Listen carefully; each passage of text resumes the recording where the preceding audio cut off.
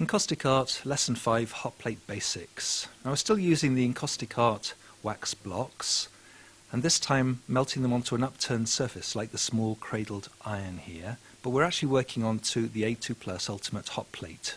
This is a glass-topped hotplate, good size surface, and all those red lines are the heating elements, so it's very evenly heated.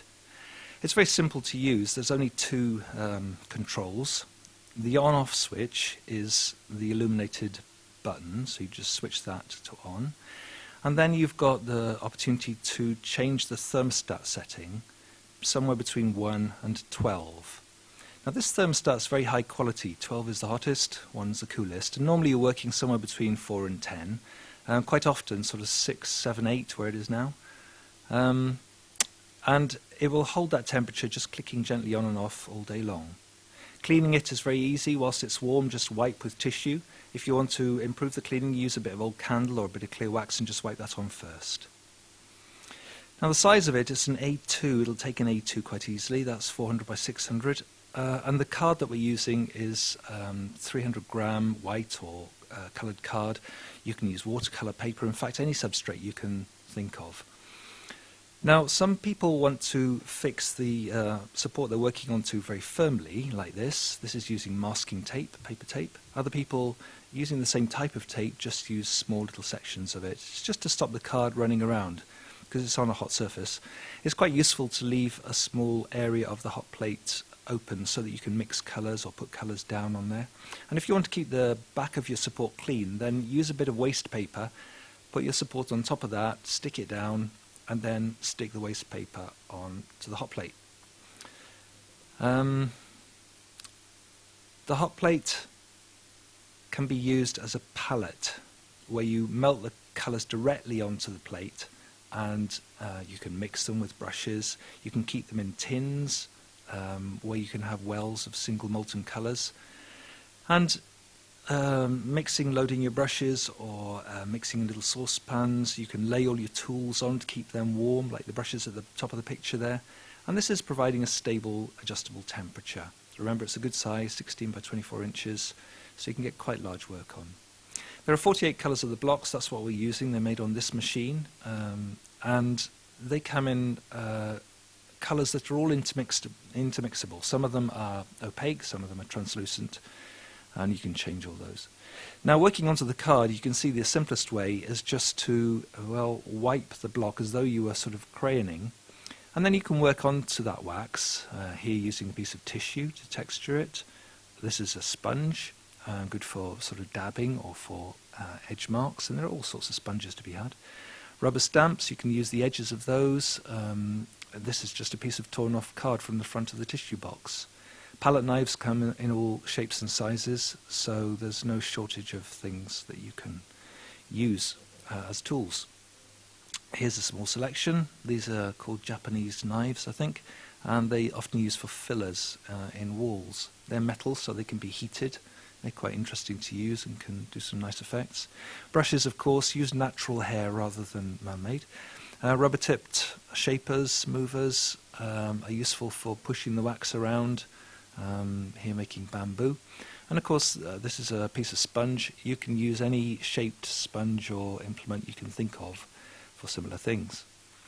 Now these are the sponges. The white ones are solid and the orange one is more porous, and it's very good for foliage, dabbing, whereas the white block is more for pushing the wax around.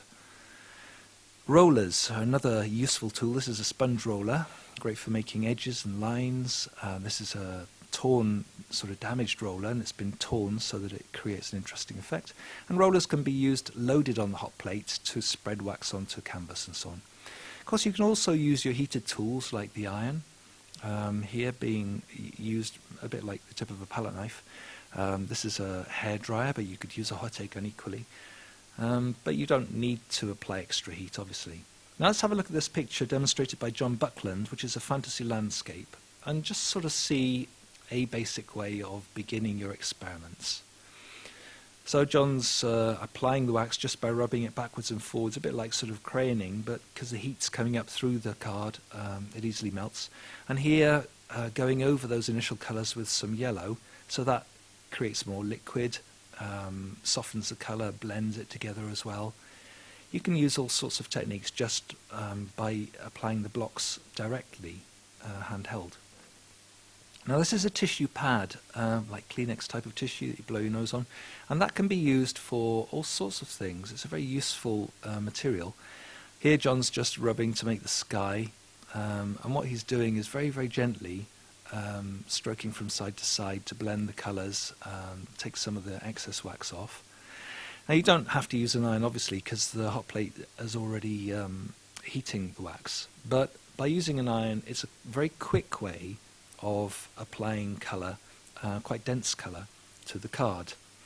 So the iron's used in just the normal way, but you could do a similar thing by craning onto the card first and then taking a palette knife that you've allowed to warm up, or even a piece of card to sort of drag the colours around.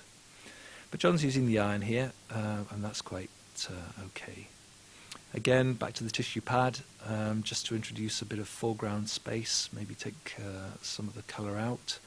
You can always put more colour on, as has been shown here, and obviously by using the tissue you can take colour off.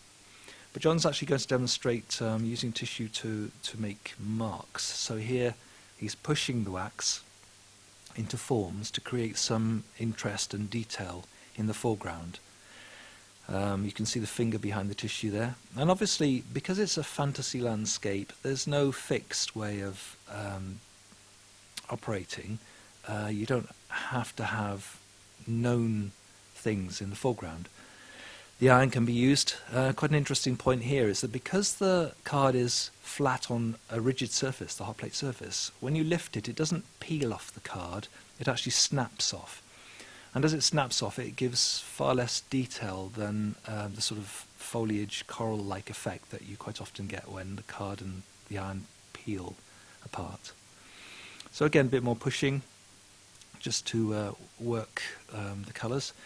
And you could use the tip of the iron as John is here, but you could also equally use a palette knife or a bit of rubber or a bit of card, a comb, anything you can think of that will make marks that you like the forms of. A bit more detail, some nice structure just to give definition. And in a fantasy landscape you can see that the foreground is populated with something that gives the feeling of being near. Now remember, wax is easily applied to the card just by crayoning, but in order to spread this around you can quite easily use a roller. Now the roller will give a nice even type of effect. This is Elizabeth van Uden demonstrating some sort of practice techniques, and you can see how she's left part of the hot plate open so she can put wax there to load the roller, and she's working in a very sort of organised and systematic way using different parts of the roller. Here she's just making a circular centre, and so you can make lines with the edge of the roller, you can even colours out, but the rollers tend to degenerate into the darkest colour you've ever used. Cleaning the exposed part of the hot plate with tissue and clear wax, as we mentioned earlier on. Obviously you can get different size rollers. This is a little small one. These are foam rollers just used for regular decorating. And this larger roller is being used, as we saw a little bit earlier on, to put wax onto a piece of canvas using hot air work.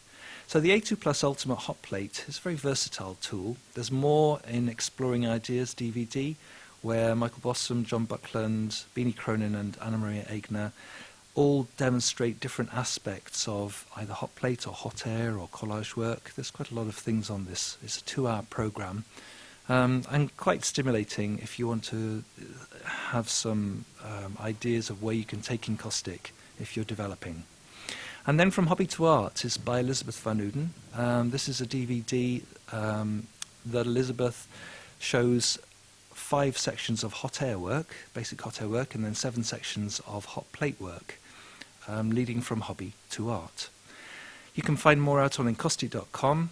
The A2 Plus Ultimate Hot Plate is the thing to get.